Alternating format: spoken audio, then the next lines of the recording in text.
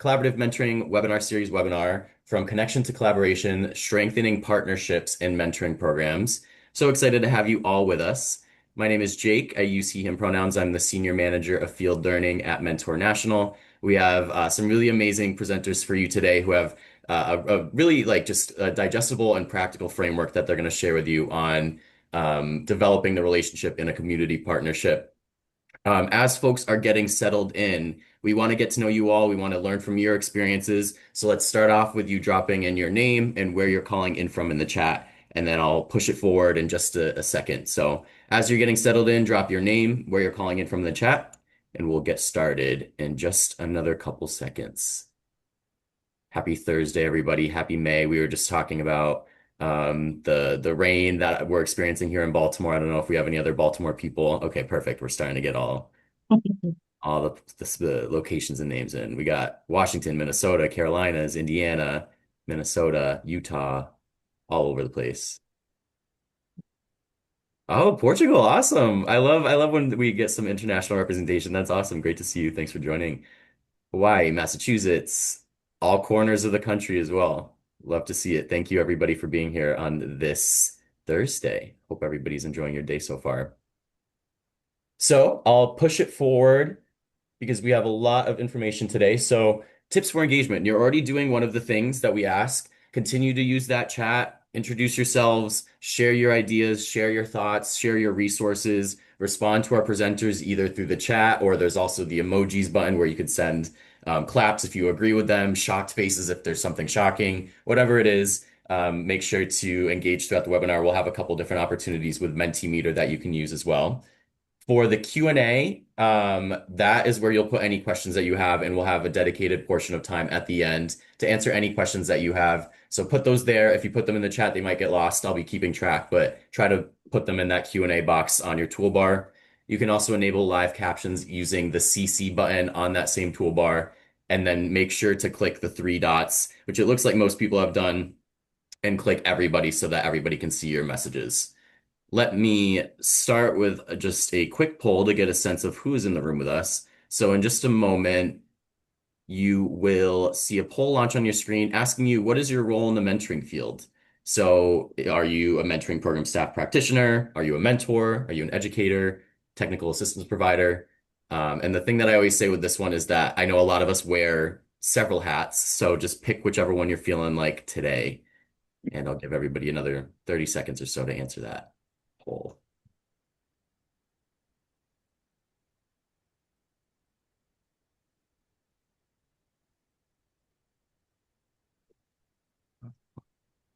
Seeing the responses coming in.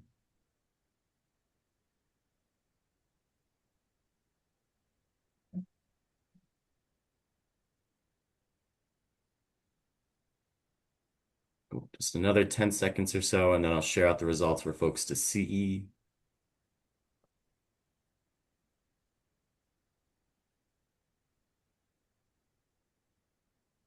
Perfect. Ending the poll now. If you didn't get a chance to respond, feel free to drop it in the chat. And then I'm sharing out the results. So it looks like today we have a pretty solid big group of mentoring program staff and practitioners with a few national or affiliate organization staff, some mentors and educators. And then I'm always curious if you put other, please drop your title in the chat as well, so that we're just seeing the breadth or the variety of folks that attend these webinars. I think that's always helpful for us to know. And then we can also kind of tailor the conversation to that. Awesome. Thanks everybody for answering that. I'll stop sharing now. And on to our co-facilitators for today. So I'm very excited to introduce Brittany Baines, who is the Associate Director of Program Partnerships and Capacity Building at the Governor's Prevention Partnership and founder/CEO of Phenomenal I Am Inc. She earned a bachelor's degree in human development and family studies from the University of Connecticut and a master's degree in organizational leadership from Quinnipiac University.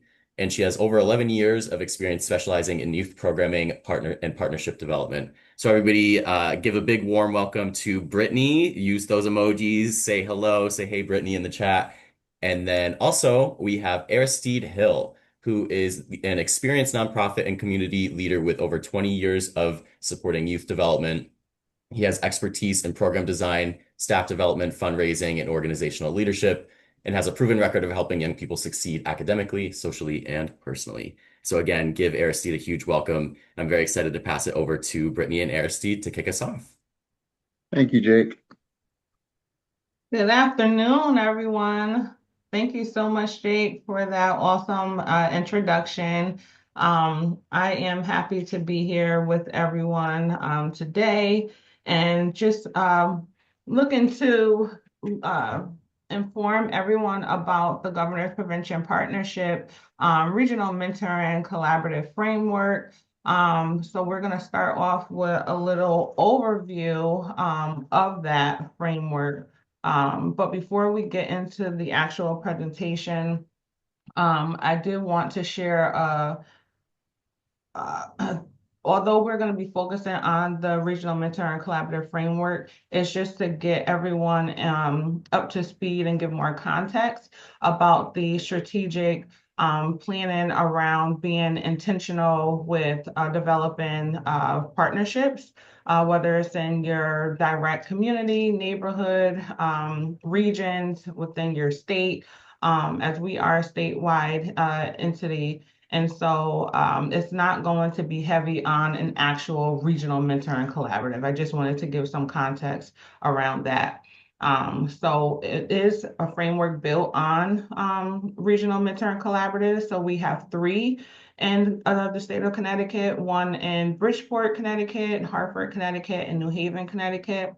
And these frameworks really emphasize coordination, coordinated efforts across diverse sectors. Again, being very intentional around bringing a variety of professions, insight, lens, services, expertise, and backgrounds, such as faith-based organizations, schools, healthcare providers, law enforcement, mental health providers, community providers, just to name a few, to support the overall youth well-being.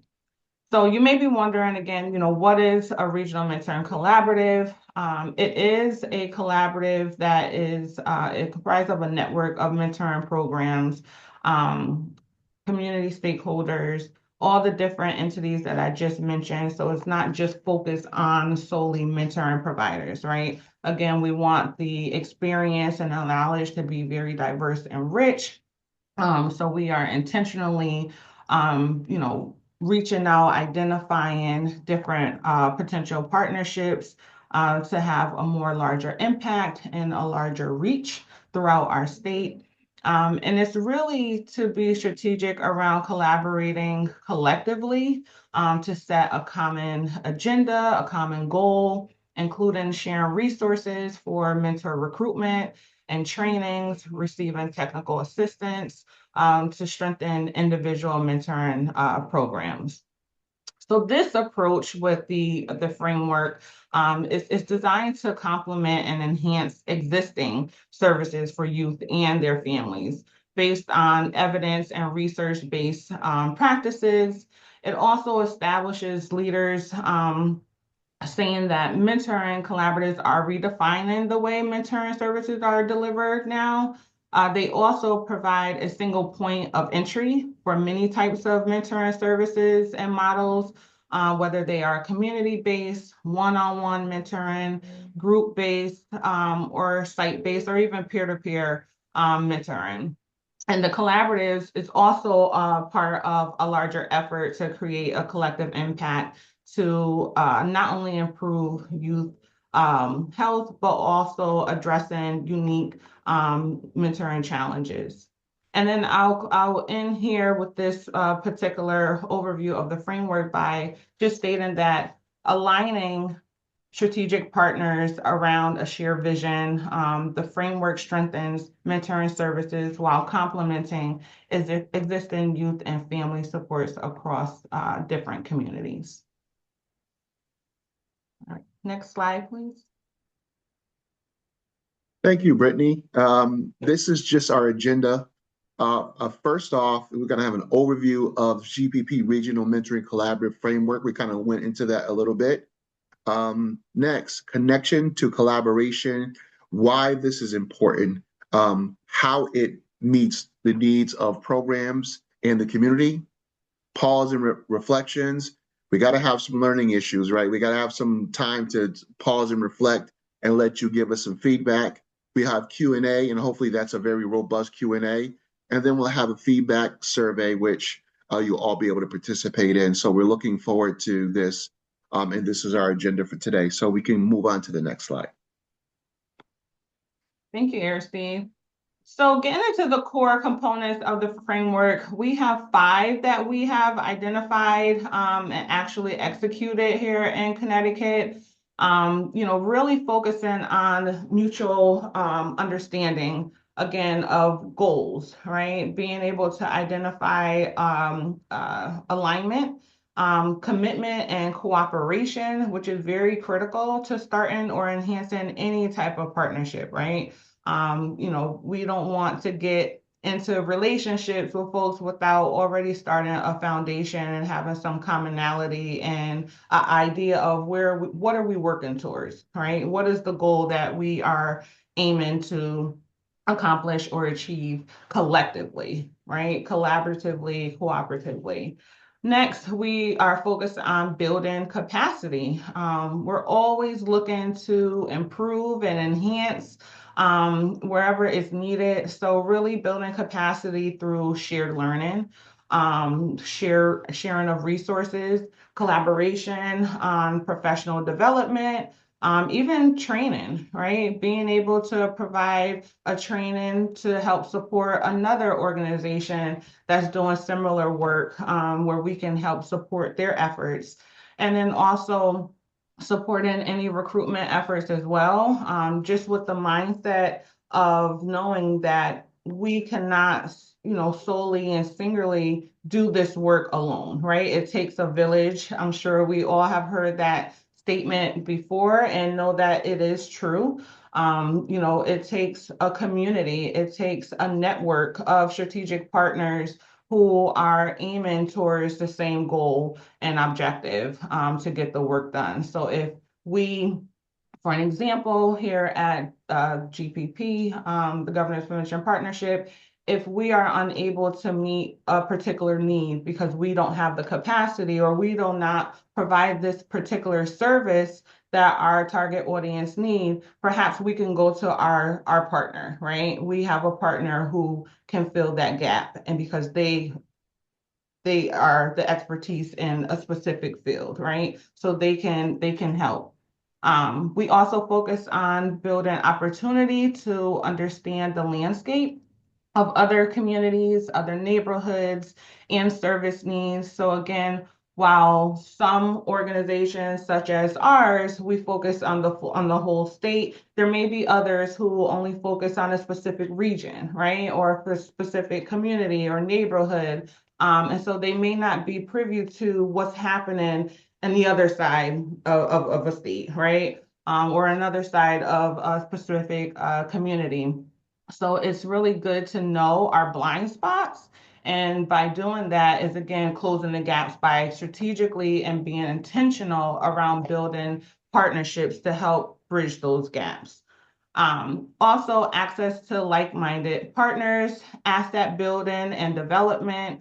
So again, being able to identify, what are some of the areas where we can hone in on? Where can we improve? Where can we build new assets and new skills to better support our community, our youth and our families and each other, our partners, right? How can we build each other up? Because ultimately, in any form of a partnership, it has to be, something that we can ideally benefit from each other, right? If there's something that I now learned, I'm going to make sure I pass that knowledge on, right?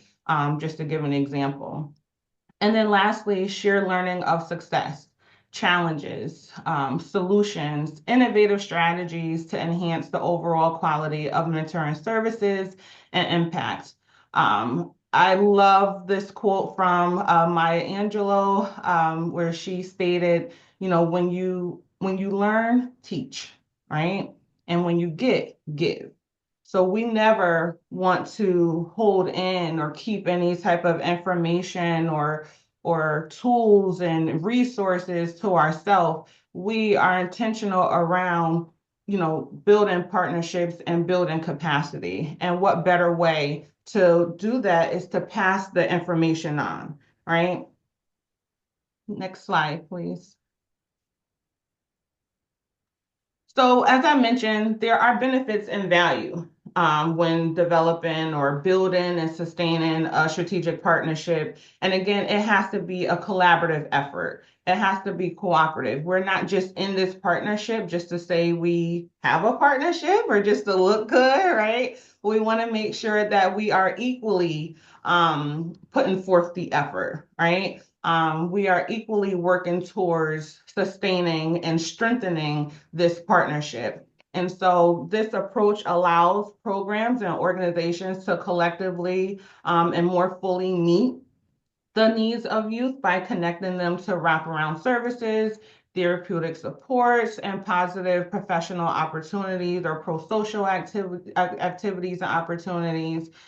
So again, if there's a partner who is able to provide um, tutoring, for an example, but another partner, they provide athletic, services and activities. They don't focus on, tutoring.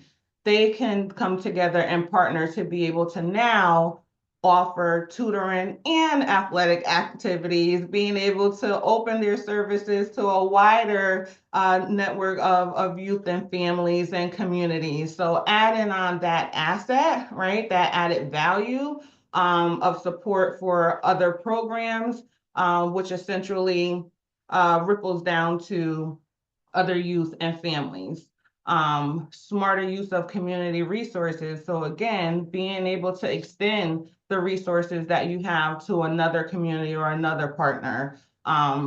Expanding volunteer recruitment, for an example. I may not have the capacity in my organization to take on new volunteers or new mentees, but again, my partner does, right? So instead of me saying, unfortunately, I don't have the availability to match you. You have to go on a wait list. I can say I have a partner that is available and will be able to, enroll you. Right? Here's the information, or I can, send your information along as a referral to my partner. Better support in youth and families. Ideally, that's the ultimate goal. And then again, being innovative, being creative, right? I may not be that creative, but my partner is, right? I can be more strategic in regards to systems, for an example, developing systems, but what does that innovation look like, right? And so that shared learning is so valuable, is so key to making sure that we are upward, right, and upstream, and being able to grow and evolve throughout a partnership. Stronger community awareness and quality standards. So again, being able to have that larger impact and larger reach, and knowing who's who, what's going on in the community, what services are available, where are the gaps, where are the needs that we can collectively get together to strengthen and to close. Agility and responsiveness. So again, making sure that we can get together as a community, as a partnership to address common issues or challenges that our target population or audience is facing. Working together is very, very valuable. Next slide, please.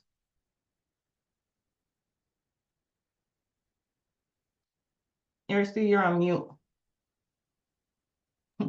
Thank you, Brittany. You saw me, and that's good. Thank you. So now we're on to collective impact in service delivery.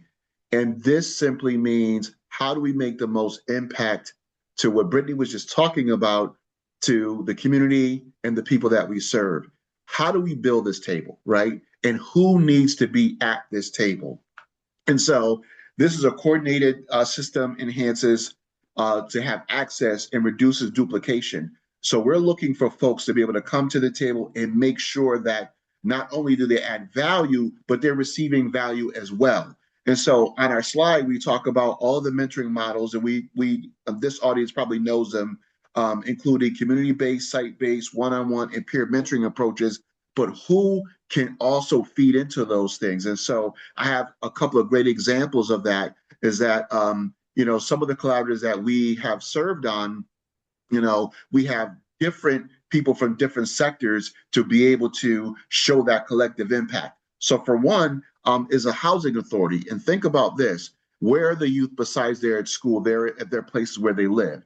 And so this housing authority was sitting on the collaborative meetings and making sure that, hey, listen, when you need to do an event, for the mentoring programs to do an event, we have space available, right? And so that shows how we could have the impact, deliver a service, and make sure that everybody benefits from this collectively. Because we know that mentoring programs from different places can come together with their mentees, and they can have a place to sit down and break bread with.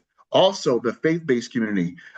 We had a mentoring collaborative where a church was very involved, though they weren't running a mentoring program, but they had space, they had volunteers. And so they were able to come in and make sure that we have a collective impact approach that improve young people's health, well-being, and long-term success. And so those are some of the examples of collective impact and service delivery, because we need to know who's at the table, and we're always building that table to be larger, larger, and larger.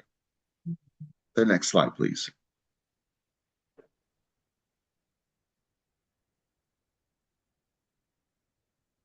Right. So we are going to pause here and do a reflection. Aristides, can you put the link in the chat for Mentimeter? So we would like to reflect on how do you all currently identify cross-sector partners? So if you can click on the link that Aristides shared in the chat, or if you're able to scan the QR code, it will direct you specifically to the Mentimeter, so we can all participate and see the responses together. So we'll give you a few moments to do that.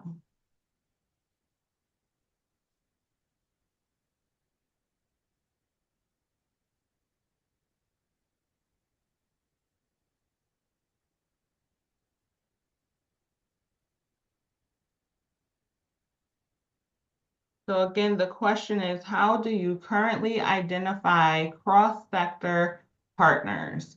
And if you're not already in this space of identifying cross-sector partners, what are some ways that you may, begin to do that? What would that look like for you?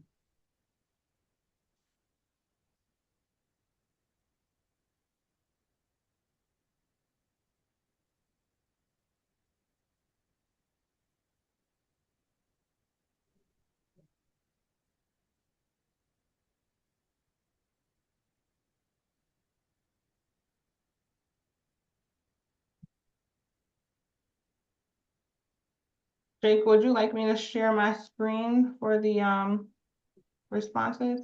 Yeah, that'll be good. I'll stop sharing this now. Okay. If you all didn't get a chance, there's the link in the chat that you can also use that I'll send again. Wow, look at that. All right. Responses are coming through. Can everyone see my screen? Yep, we can Yeah. see it. Awesome. Thank you all so much for your participation and cooperation. You see what happens when we get together, right? And we cooperate and collaborate. And so we are now able to have this shared learning experience. Again, we are all, experiencing um, different, we're in different spaces of our journeys as partners. And so some of us may be in a space where we want to partner with others. We just don't know how yet or where to go or what does cross-sector partners look like, right? Where do we start? And then there's others who are in this space currently in the process of identifying cross-sector partners, but again, may be having those questions that they're asking their team. Well, who can we reach out to, right? What would the cross-sector partners look like for our program or our organization based off of our mission, right? Or our program design? Where are the gaps in our community? In the youth and families that we're serving, right? So we definitely want to make sure that this cross-sector partnership identification process, which we call asset mapping, right? We are identifying different assets around us, within our current networks, within our communities and our spaces that we can tap into. Word of mouth is here. It's the largest, it's the Mhm. largest response here, and that speak volumes in itself, right?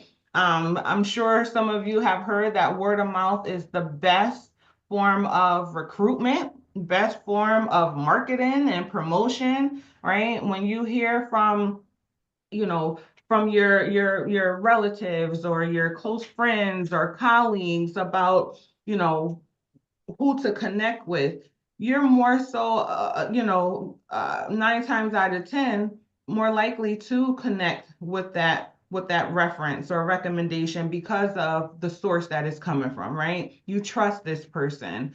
You trust their opinion or their judgment and experience. And so word of mouth is key. Thank you for that person that entered word of mouth.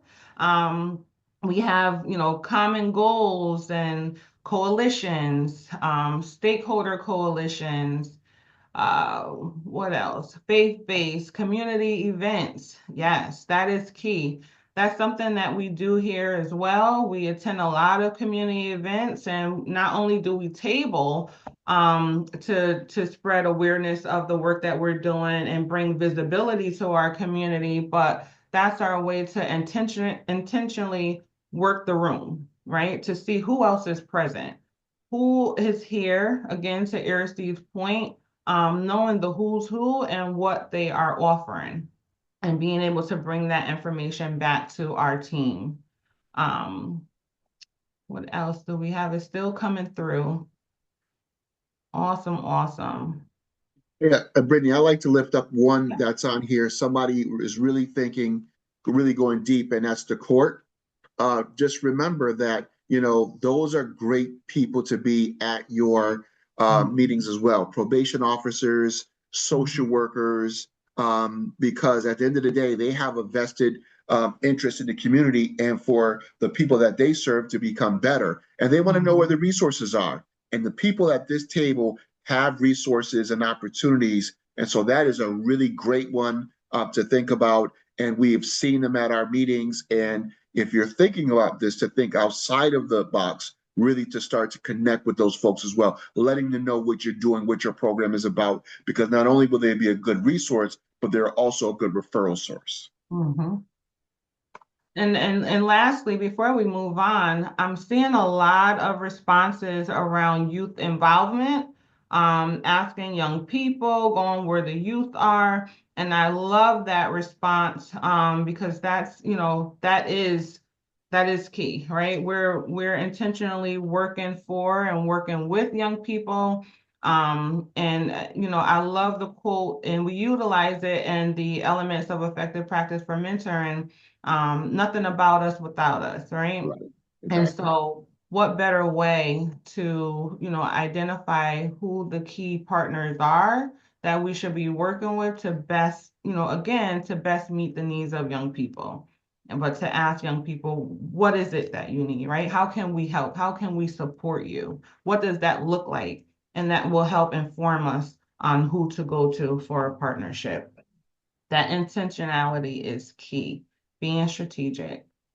All right, I'm going to pass it back to you, Jake.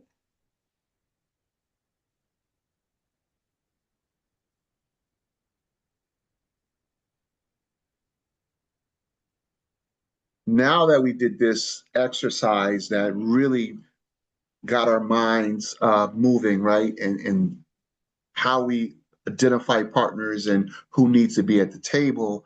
Now we can start by talking about building the foundation. And it's really straightforward. And I'll read from this slide and then I'll discuss a little bit about, what we're talking about here. But, when you're building the foundation, you want to start with community driven and youth centered design. As we saw from our word cloud, having the youth, the community impact is very important.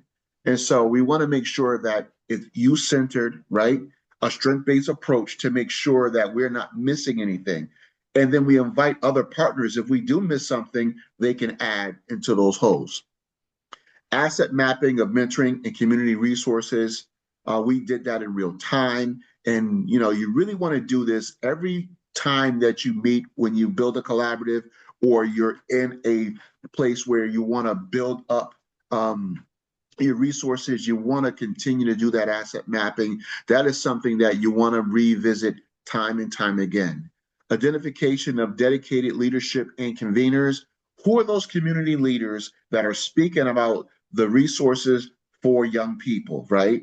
And how to get those resources to programs that serve young people. They need to be at the table. They need to be part of what you're doing. And so that is one of the places where building the foundation is so important. Um, and something that we've done with the collaboratives here in Connecticut is a comprehensive needs assessment.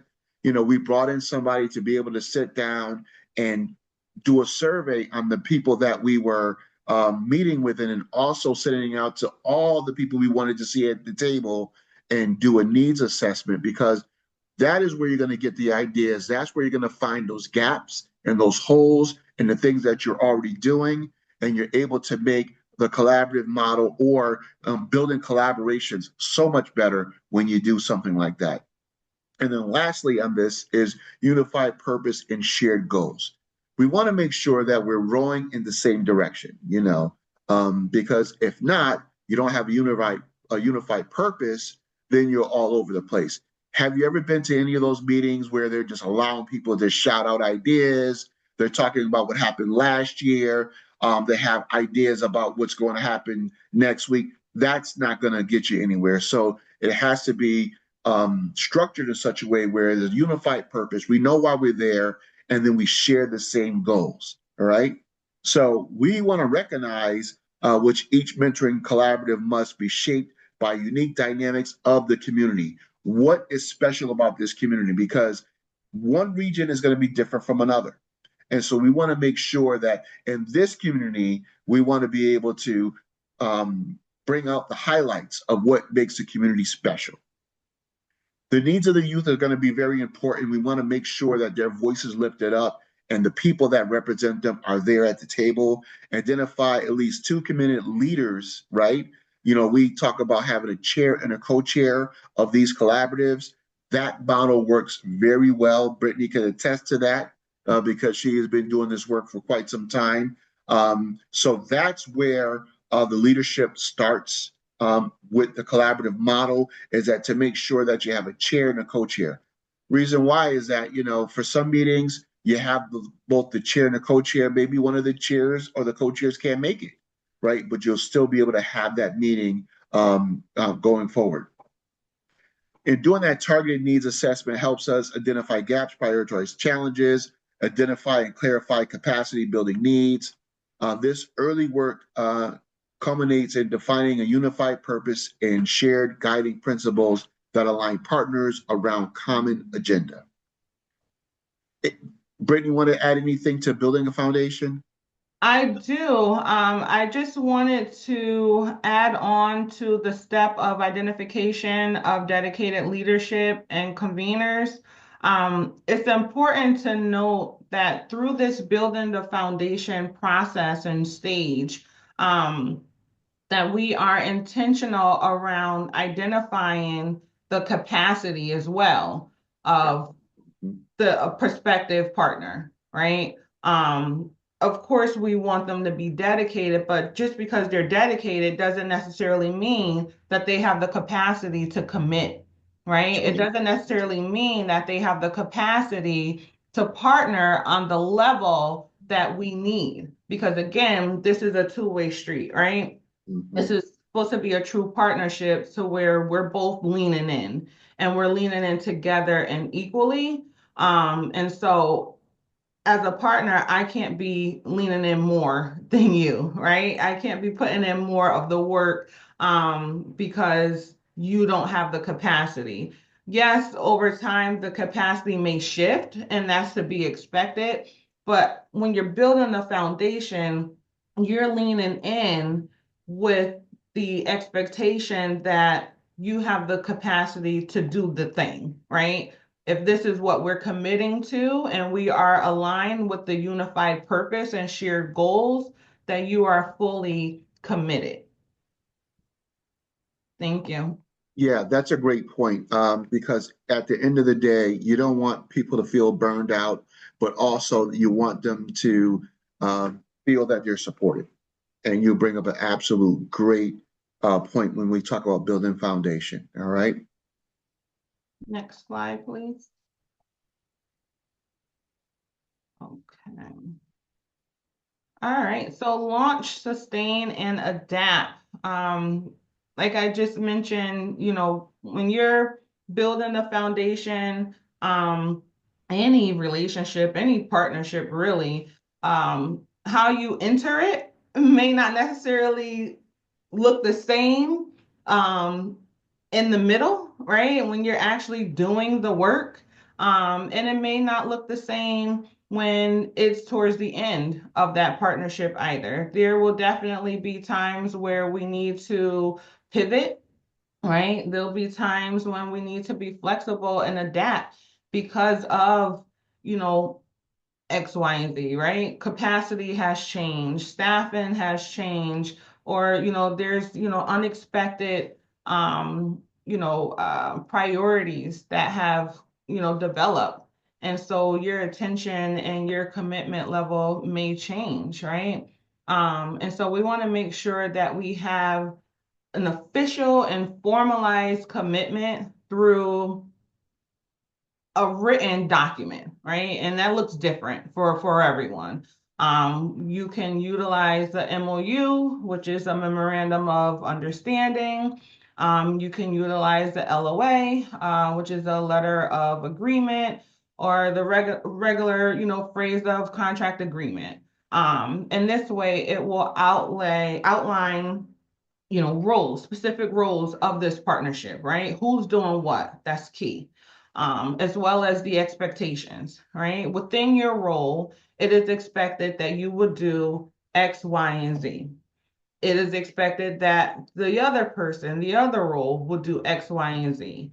Also, identifying how decisions are made, right? Again, this is a partnership, so there should never be one sole person making all of the decisions, right? How do we come to a mutual agreement, right? And then also being able to outline the goals and objectives for this partnership. So that way there's no confusion, right? There's no gray areas or I thought I knew this or I assumed that. We want everything to be in writing so we both know what we are signing up to, right? To help us identify, again, if we have the capacity to enter into this partnership.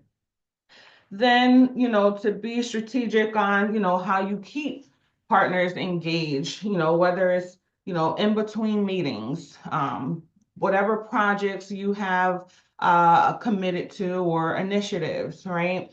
You may want to think about regular and frequent communications to provide updates and just to keep that momentum going, right? Keep that open line of communication.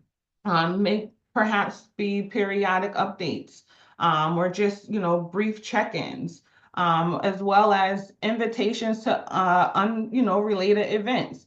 It might not be related to this project that we're doing, but I still would like to invite you to something else because of our relationship, because of our partnership, right? And that's a, you know, just a few examples of how to keep that ongoing, you know, partner engagement and retention going. And through that relationship, because you are, you know, upholding, right, your agreement and your partnership with this individual or entity, they will now go out word of mouth, right? That someone put in the Mentimeter. They will now go out and share the great value and experience of your relationship and partnership. And because of that word of mouth, now someone else is interested in partnering with you because they heard of all the great things, right? All the success, all the positive, you know, feedback that they received. So that helps with recruitment as well. Like, how do I expand my partnership network, right? And that's how you would do that. Being very strategic with your alignment. Um, a clear launch plan can include, you know, again, regular meetings or, you know, checkpoints, defined initiatives and engagement strategies. And then also thinking about, you know, data collection. Yes, we want to collect data in a partnership. I am a note taker. Aristide can contest to that. I am Yes. always taking notes. And um, it's not just something that I just like to do, but again, I like to have things in writing, right? I'm sure you all have heard the saying, if it's not documented, then it didn't happen, right? And then the partnership, this is a business relationship, right? And so it helps to not only process and help, you know, stay organized as to what's going on and what I need to do, but it also helps to bring accountability, right? To both partners or all partners involved. If it's you know multiple partners, but you always want to capture you know what's discussed, what the plans are, what were the decisions that were made, timelines.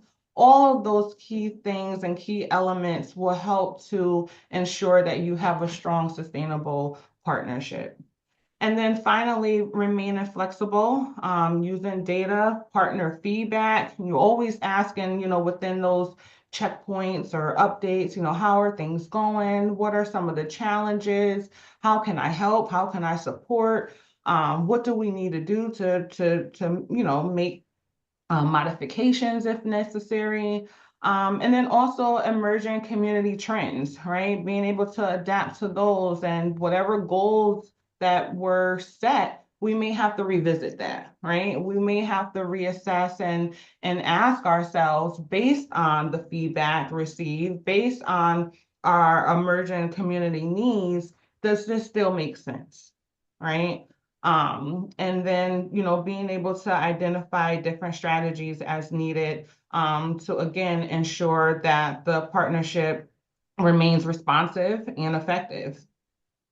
Next slide, please. Oh, Brittany, I wanted just to Yeah. lift up a couple of points because you did such a great job with that. But also, I don't want people to go away when we talk about formalized commitment through MOUs. That Mhm. is something that the partners themselves emphasize they would like to do.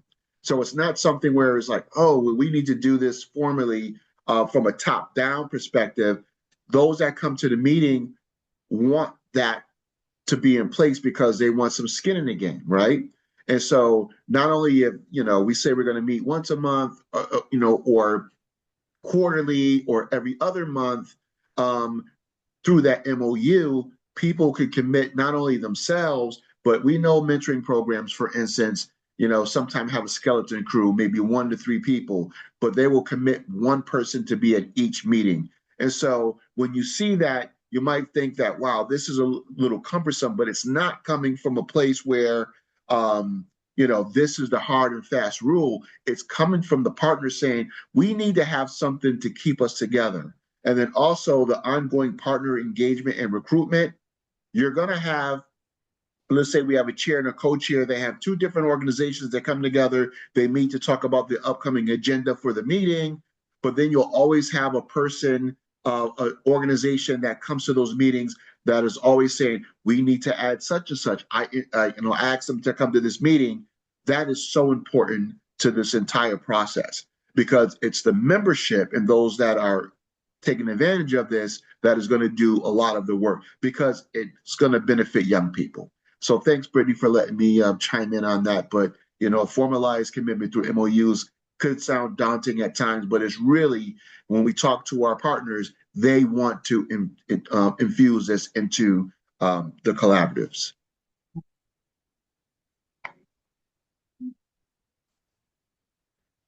So now, we launch, sustain, and adapt. Now we want to roadmap to building a strategic partnership. And what does that really look like? And what does it mean when it comes to, making sure that these things are really, really going to be high level and assisting as many programs, community, and youth as possible. And, going through this wheel here, love you to take some notes. We start with asset mapping. And we know we discussed that already, so we're not going to go too much into that. But you want to also build the infrastructure. That does take time once you start meeting, but smart programs, community leaders, different sectors will bring those things to the table, and you'll be able to build that structure, that infrastructure over time. And remember, we never want to discount conducting a needs assessment because that's important. Whether you're starting off, you could start that off when you start to build this or along the way. Either way, doing those needs assessments are going to be critical to making sure that you're using data to inform you on how this should work and making sure that we are reaching everybody that we could reach. Define a unified purpose. We talked about that, but that's very important to make sure that we do that. Solidify commitment. Develop a strategic plan. So this is the fun part. When you can develop a strategic plan with your partners, that takes a little bit of time. It also takes a little bit of sweat equity, and people are invested when they can put together a solid strategic plan, and they are invested in making sure that this collaborative effort is going to reach as many people as possible. So that's one of the greater things that we were able to see when we get partners together. And then develop a plan to launch, right? It could be an event, it can be, a time on Zoom. A lot of our meetings are on Zoom and in person. And so, as long as you have that plan to launch and what platform is going to be on, that is what you want to stick with. And you can always change, right? Because you're not doing it every week, though you could, but I wouldn't suggest that. But if you're meeting once a month, right?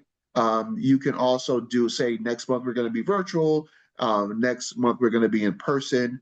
But you want to make sure that you develop a solid plan to be able to launch that and make sure that everybody's informed. And then the key is to remain active. And Brittany already talked about this a little bit. You want to make sure that we're engaging the partners and making sure those MOUs are put in place. Not only that, but also actively sending emails to those people, letting them know what's going on. A lot of the partners in a collaborative, when they have events, they send an email to the co-chairs, and the co-chairs will send that email out to everybody because, hey, listen, if one of the programs is having a trunk or treat, right, at their facility, right, at a site-based facility, they can send it out to the mentoring programs, and then the mentoring programs can send it to their mentors, and then everybody can take advantage of that, right? And so those are some really great ways of engagement and making sure young people are serviced. And then ensure positive impact, right? How do you do that? By using the data, asking questions, making sure that folks are engaged, because it's very important to make sure that we keep the positivity level at a high level, right? Because we're meeting with a purpose in mind. And then, of course, the last thing on this is stay adaptable. But you want to be able to adapt to what's going on in the community, listening to community leaders, the youth that are involved, and the different agencies that are coming to the table, right? And you notice that you just continue this circle, right?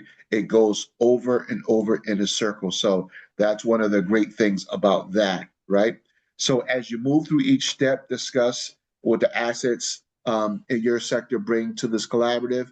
So we just want to hear from you all once we put these steps in. You see it on the, if you could just drop in the chat, where are you or where would you like to be when we discuss this, right? Are you already using this in some of the efforts that you're doing?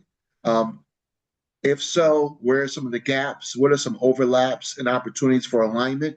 Just drop some of those things in the chat. We'd love to just hear from you on this because I think this is a great way to kind of gauge this conversation. And I'll wait so we can read some of those things and we can share those. And I'll enter the questions in the chat just so folks can reflect and ponder their thoughts.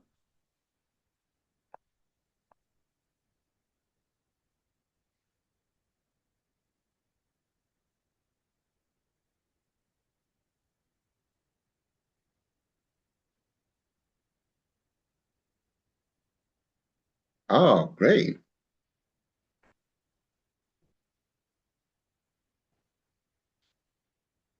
I like the we're great at communicating, but not on a regular.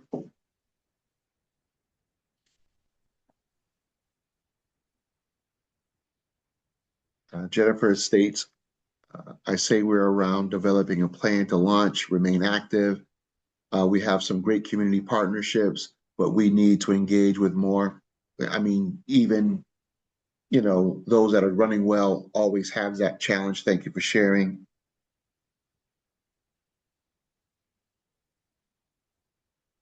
Remaining active in partnerships can be difficult because oh, our work is so easily soiled. Yeah, you're absolutely right. It takes an effort, right? And that's why you have to put these the infrastructure and things together to make sure that we can do that.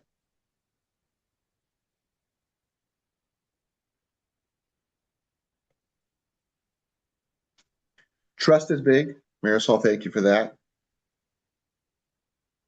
An asset is we are very responsive and quick to collaborate in a flexible way. That is really good. If you're nimble, you're able to make sure that everybody's on the same page. That's always good. And then Kristen, actually seeking out partnerships who have the same vision as myself. It's faith-based program. I have no issue engaging as a mentor, a great amount of youth. It's just steady engagement and expanding. Thank you for that. All right. Well, thank you for chiming in. We really greatly appreciate it. And on that, and that roadmap to building strategic partnerships, Brittany, anything you'd like to add? No, no, just some um food for thought is, although you see this roadmap that we've outlined for you, um, just know that this is what worked for us here in Connecticut, with the work that we're doing with regional mentoring collaboratives and just, identifying and building strategic partnerships in general. But do know that again, you can pivot, right? You can make and design the roadmap to fit your needs, right? Mhm. In your community, within your organization, within your program.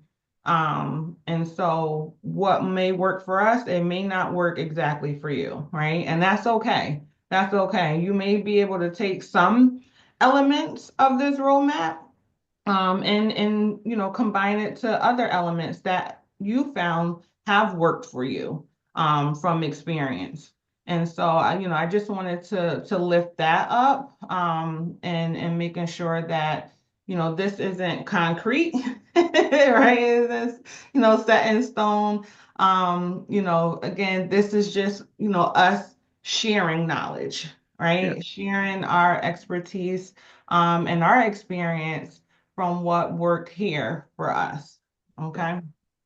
And I always will defer to Brittany because she's an expert in this.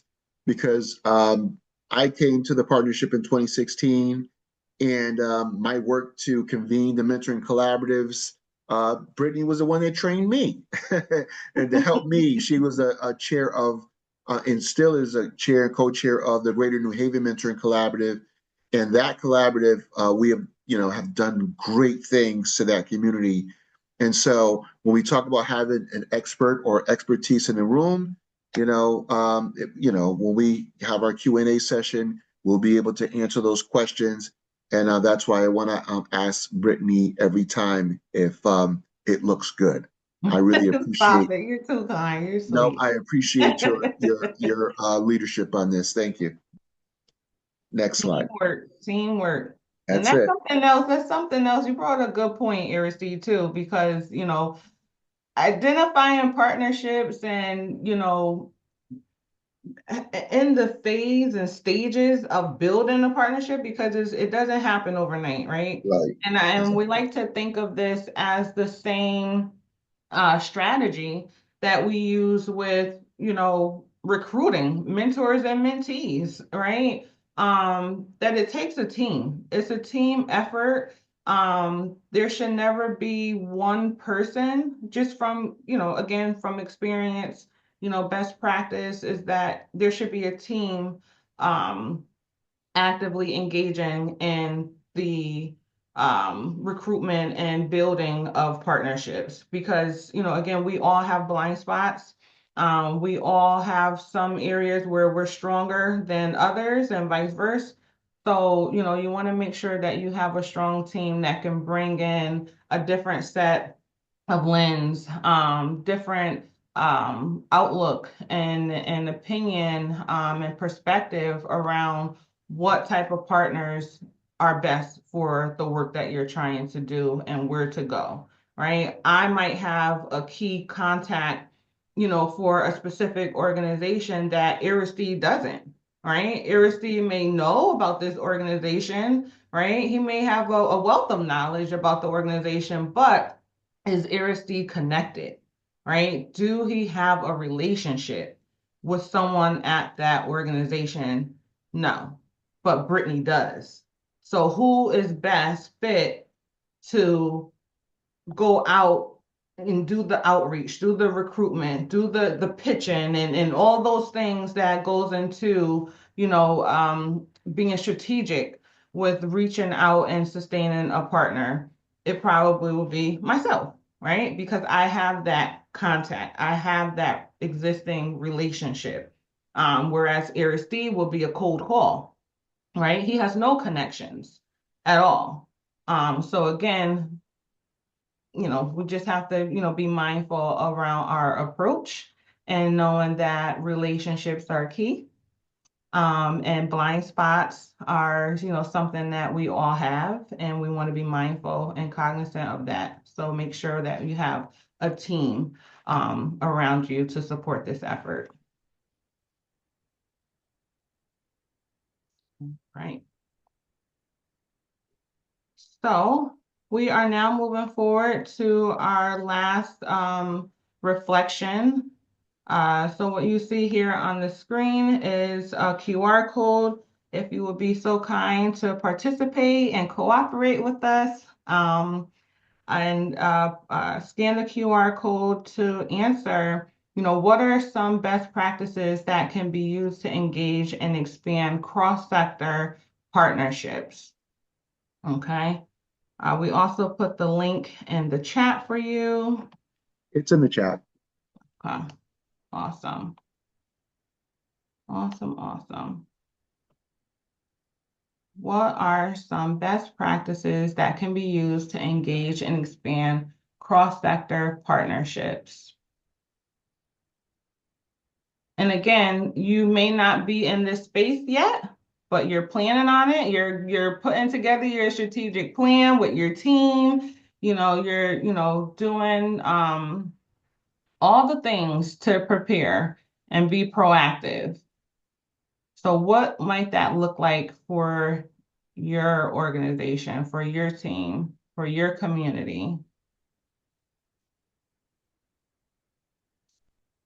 And Jake, I can share my screen so we can see the responses.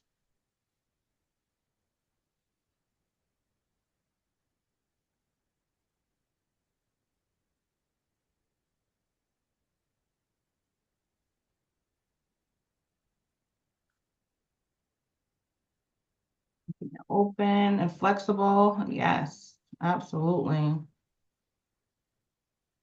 Purposeful communication. That's a big one. Yeah. That is a big one. Um, how many of us, have a large workload, right? We're so busy. We're always in meetings or attending events. Um, that is, something common that we're seeing across the field where sometimes, communication is a challenge, right? Because we're constantly being pulled, right, in different directions and everything is a priority and we have to get it done.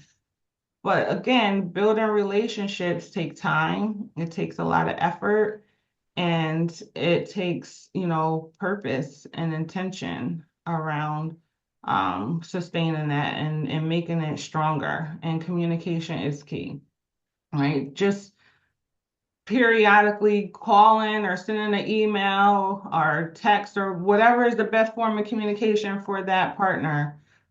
Just to say, hey, I was just thinking about you, and we have this event coming up. Just wondering if you'll be interested in attending, right? Um, you know, random check-ins can be helpful. Sharing opportunities, knowing your audience is so important. Yeah. And that's where we talked about, asset mapping, right? Getting a clear picture of who is in your area, who are the assets, key partners, who are the key decision makers, right? Who are the people that you need to go to, Yeah. right?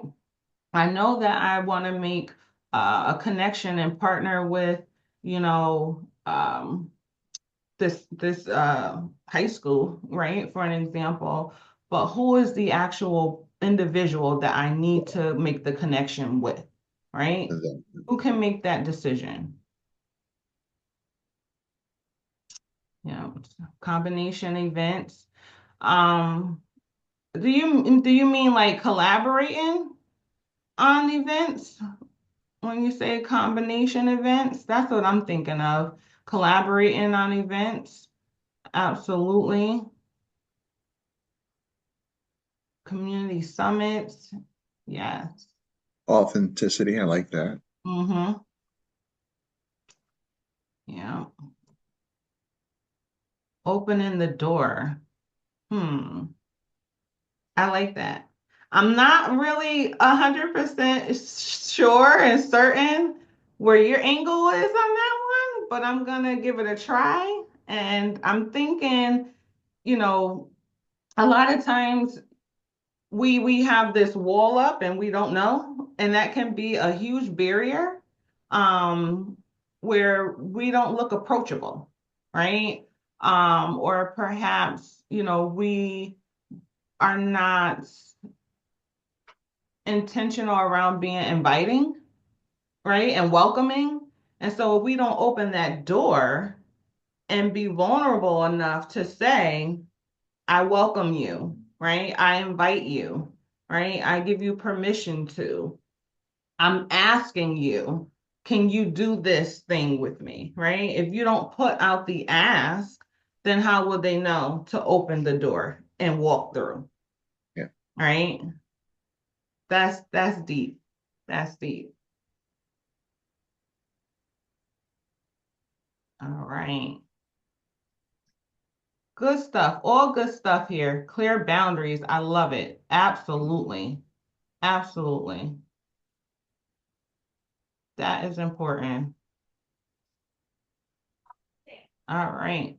So I'm going to stop sharing my screen. I hope everyone was able to capture this. I know we're going to send out the recording and what have you, but if you need it, immediately, right? Sometimes with me, I have to capture it down, right? to help process Those notes. and stick it. Right. It has to stick. It has to stick, and then sometimes some ideas will start running. But capture all these wonderful, rich Yes. responses because again, this is us being intentional around sheer learning, right? We're giving each other ideas. We're showing each other examples of what worked for us, which can possibly work for someone else, right? So please, capture all of these wonderful, wonderful best practices that, folks are sharing on the screen. All right, I'm going to stop sharing, Jake, and pass it back to you. Perfect. And I'll also make sure I'll screenshot those word clouds and include them in the PowerPoint slides so Perfect. that people will have them directly in there as well. Okay. Thank you. Perfect. Mhm.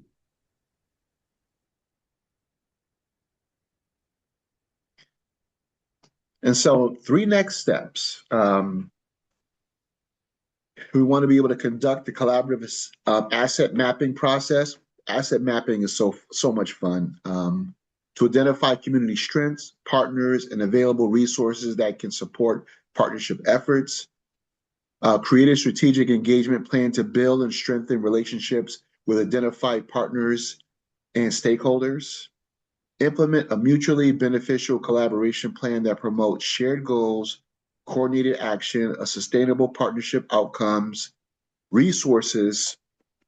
Please include any resources mentioned by panelists or presenters for attendees to access after the webinar, and we have done that.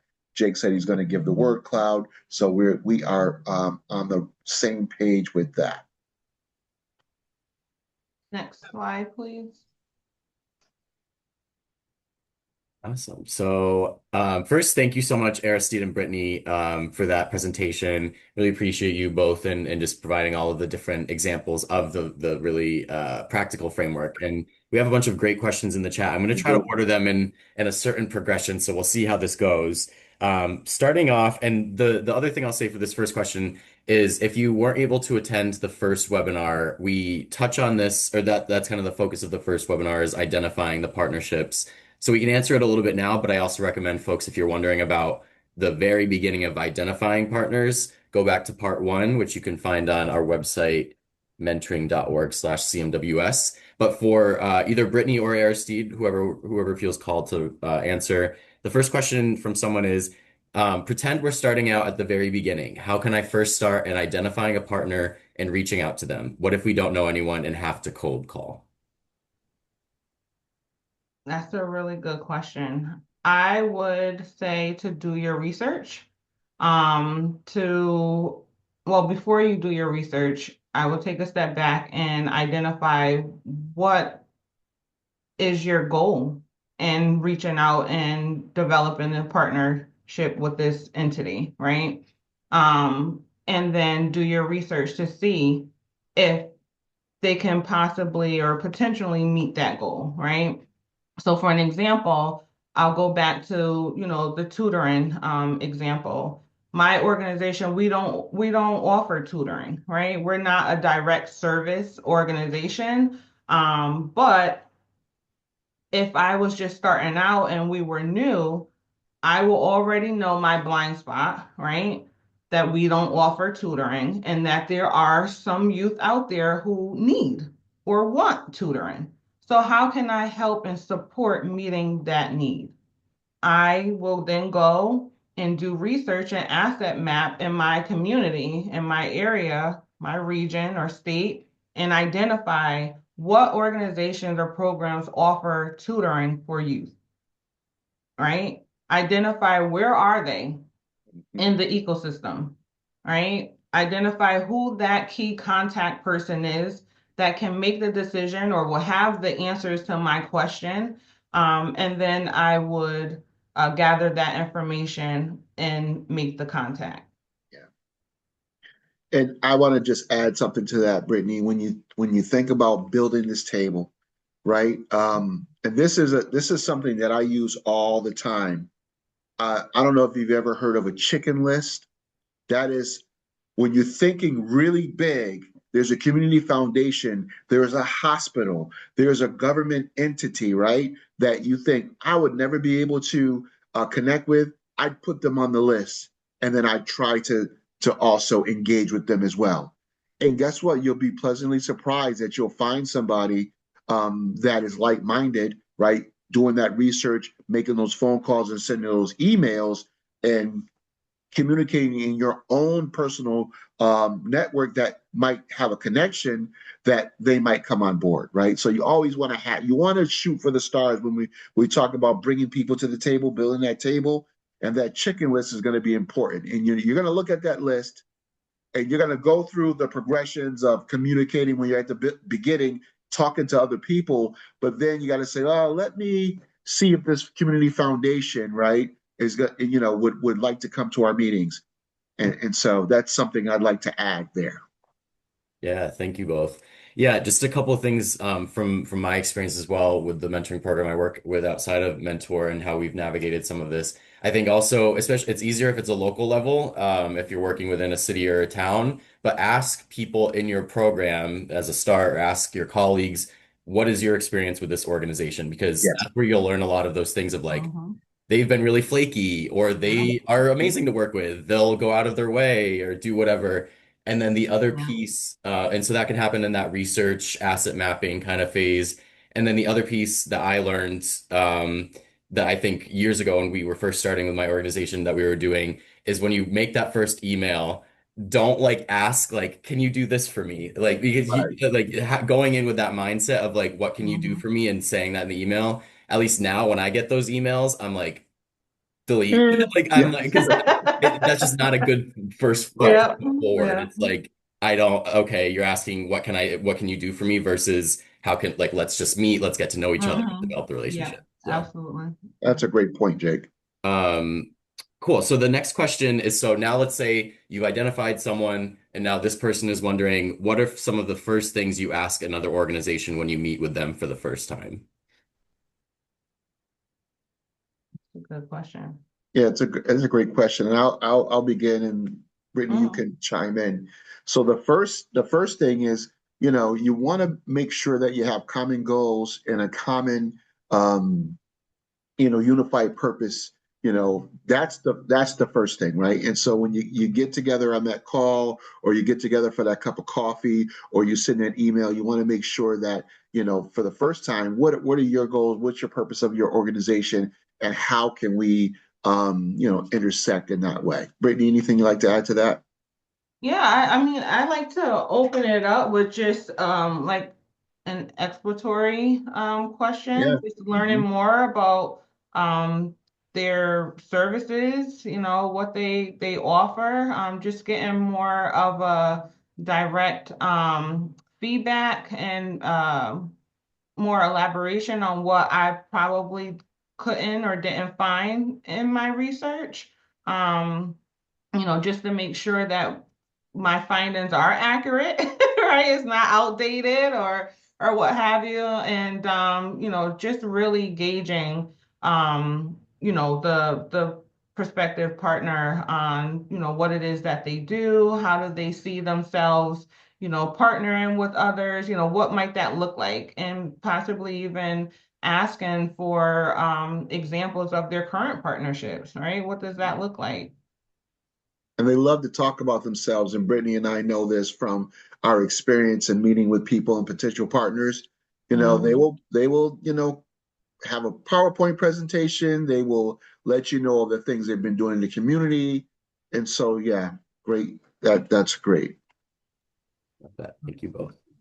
The next question that we'll go with, and I'll drop part of an answer to this in the chat, is to connect with your local affiliate if you have one. And there's the link so that you could check that out. But this person is wondering, how can you identify mentoring coalitions or collaborations to join in your area or state? So again, if you're located in a state or a region with an affiliate, definitely click that link and check it out and get in contact with them. But wondering, Brittany and Aristide, again to that question, how do you identify these mentoring coalitions or collaboratives to join? I like to say word of mouth as well. I think, we all alluded to that a little bit previously, just asking around. If there's any mentoring coalitions that folks know of, and again, doing a search, right? Who was your friend in this one? Yeah. Yeah, doing a search to identify where they are located, and perhaps, being able to ask for an introductory meeting, and being able to have a conversation or pitch a presentation as to the need, right, of what's going on in your community that you're interested in them joining. Um, they love to, I find that, mentoring coalitions or collaboratives, they want to go where people are dedicated and committed and willing to, be engaging. So, they're always looking for new members, additional folks to bring to the table, to share, again, resources and best practices, anything to move the mission along. Awesome. Thank you. So many great questions, everybody. Thank you so much for sending these. This next one, let's pretend that you're still in that outreach phase. You're reaching out to organizations. This person says that they've attempted to reach out to another program to spark a partnership, but they have not been responsive. They would be a great partner to support our families, but they're not sure what to do next. And then they gave some context. For context, our program serves disadvantaged families. The prospective partner offers a program to give residents used cars for significantly reduced fees. Any advice for someone that's trying to reach out but is not really getting much of a response? I'll take that one first. For starters, I would say to take that as a red flag. That's something that we do generally, right? When we are going through the screening process of recruiting. And so if they're already not being responsive during your outreach, I probably would just move on with hopefully another identified potential partner, um, because you don't want to get into a partnership or explore with a program that is not being responsive, right? That's not a sign of good practice, commitment, right? And we talked a lot about capacity, right? Maybe they are, having, going through some things, or they just don't have the capacity right now to take on any new um, Partnership roles. yeah. Yeah. Great, thank you. So now let's move into you have a partner, and these next couple questions are kind of about the maintenance of those partnerships. So this person is wondering, what is the best way to give feedback to an organization when the goals are not being met? Oh, that's a great question. And I think that especially you want the synergy and you want to be on the same page with everybody. Sometimes that doesn't happen. And so in between those meetings is a good time to check in with those folks, revisit those expectations, either if it's a formal MOU and say, hey, these were just the things we said we were going to do. Do you feel that we're meeting those? They're going to be honest and say, not really, right? We can do better. And so that's a great way to engage those folks. Mhm. Yeah. Yeah, and I agree. I agree. I always, will say to revisit the agreement that you all developed and signed, and perhaps, to Aristide's point, you know, um, going back through that agreement and asking yourself, is this something that is relevant today, right? Does it still make sense for our current situation or capacity? And being able to identify if you need to make adjustments, right? You can always, make adjustments and modify an agreement. So definitely. Right. That's why I love with your graphics, like it's the circle. It's constantly Mm-hmm. iterative and Yeah. it's going over and Yeah. over and reviewing. I love this next question from Marisol. So I think this is something that we can all relate to. During these tough financial times for nonprofits, once you have established a partnership during a grant cycle, how do you continue the momentum when the funding has depleted or ended and the grant funded initiative as well? We've experienced that, and Brittany, you could talk to that if you like, but yeah. Yeah, I mean, for us, it's it's always good to keep them informed about what you are doing and what, would be a good fit and may not, be a grant funding opportunity right now, right? But we want to make sure that we keep our partners and our relationships warm. And, again, making sure those open lines of communication is there. We definitely don't want to close that relationship because the funding isn't there. That's not, good practice. And, we also want to make sure that we are able to have continued conversations to identify other opportunities, right? Making sure that we're both looking elsewhere, right? If you see something that might be a good fit for our partnership, right?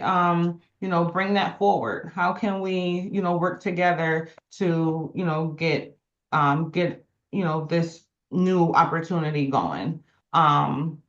I also think that, again, being able to send referrals, right? It may not be a good fit for us right now, but I know of another partner or someone else that might be a good fit for you. But just, again, making sure that the relationship continues and have that same momentum and knowing that this is not a forever thing, right? Hopefully. This is a challenge for right now, and these are the steps that we're going to take collectively to push through, whether it's pivoting, thinking of a new plan, identifying new opportunities, or referring them to another potential partner that can best, be more suitable. Yeah, thank you. So we're short on time, and I know we still have a couple good questions. So I'm going to try to get two more quick questions in before we share just a couple extra resources. This person is wondering, how can we collaborate rather than compete with similar organizations or organizations that may use the same volunteer pool or other overlapping resources? Which I think that's the golden question that the mentoring field is trying to answer entirely. But yeah, wondering if either of you have any thoughts to that. Yeah, I think that's a great question. And that's where when you have the collaborative model, you're gonna have those competing for grant dollars. They're also recruitment, circles, trying to get mentors and mentees. But the one thing that everybody can come to the table and take advantage of is training and technical assistance, right? And so when you offer those things in the collaborative model, then everybody can come to the table and they can feel, as though they're contributing and they're getting something out of it. Hmm. Yeah, It's absolutely. very real because, we're in these meetings and these programs are so close together. They still come to the meetings because there's something in it for them. Sure, that makes sense. And then last question. So this person is wondering, kind of in a different way than what we've talked about so far, how do you handle a partner who feels more demanding and opportunistic? Hmm. I mean, at that point, it doesn't seem like you're no longer aligned, right? Like Yeah, they're, they what they want, is different and their timeline and expectations is different. So again, I would say to revisit yeah, your agreement and explore that further. And if it's no longer a good fit, again, having those healthy boundaries, having that integrity and just, having that open line of communication and just say, this is what you're experiencing and give opportunity for things to improve and adhere to your agreement or to make a decision to walk away from that partnership if it's no longer, aligned with what you originally had in mind or agreed to. Great, thank you. Thank you, everybody, so much for all those questions. Such good thank questions, you. such good Very good conversation. questions. So Thank now I'll you. pass it back over to Brittany and Aristide to share a little bit about some upcoming events. Yes, we have some events, and you have a QR code here, and both of these events are in person. The first one is adopting a mentoring mindset. We all know that training from International, and that's going to take place on June 11th, 2026, from 9:30 a.m. to 12:30. The QR code is there to you can go ahead and scan that. And then our future prevention leaders, when we get our young people together from all across the state, is going to take place on June 26th from 8:30 a.m. to 3 p.m. at Gilbert University right here in East Hartford, Connecticut. Um, and so these are some great events that we are holding in our area, in our neck of the woods. If you're nearby, you'd love to be involved, please feel free to check in with us and take advantage. Thank you. Awesome. Thank you for sharing. And just a couple additional resources. So as always, there's our email. If you ever have any feedback or questions to email, collaborative webinar series at mentoring.org. I threw the link in the chat earlier, but we have 22 amazing affiliates across the country that are supporting local programs, Governor's Prevention Partnership being one of them that presented with us here today. So you can click that link to find your local affiliate. The Mentoring Connector, if you're not already submitted your program, submit your program there. That's where people can go to find mentoring programs as mentors or mentees. Resource library. So on our website, you'll be able to click these links later, but you can find all sorts of publications, resources, templates, blogs for anything and everything that you could possibly need when it comes to running a mentoring program. And last but not least, if you haven't already, we have the 2027 National Mentoring Summit request for proposals. So if you're interested in either attending / presenting at our summit each year in DC, submit an application and the link will be again clickable once these slides are sent out by May 31st. Please take 2 to 3 minutes to complete the anonymous survey that pops up on your screen after this webinar is closed to let us know how we did, let us know what you'd like to see in the future. And then within a week, you'll get an email with the slides, the recording, all the resources we shared today, and it'll also be posted on the CMWS webpage as well. And then you can join us next month on June 30th from 1 p.m. to 2:30 Eastern Time for part 3 of this series, It Takes a Village, identifying, forming, and maintaining community partnerships. That'll wrap everything up. It'll provide both with Governor's Prevention Partnership and Mentor Nebraska, who led the first session. We'll be collaborating to show different examples of what this looks like, how to, again, make it sustainable over time, addressing some of those questions that we were talking about at the end a little bit more in depth. But thank you, everybody, so much for being here. Huge, huge thank you to Brittany and Aristide for presenting and for presenting us this framework. Really appreciate you both. This was such a great webinar and conversation. Hope everybody has a great rest of your day, and we'll see you on the next one. Take care, Thanks, everybody. everybody. Everyone, take Take care. care. See you Bye. next time. All righty. See All everybody. right. Bye. All right. See ya.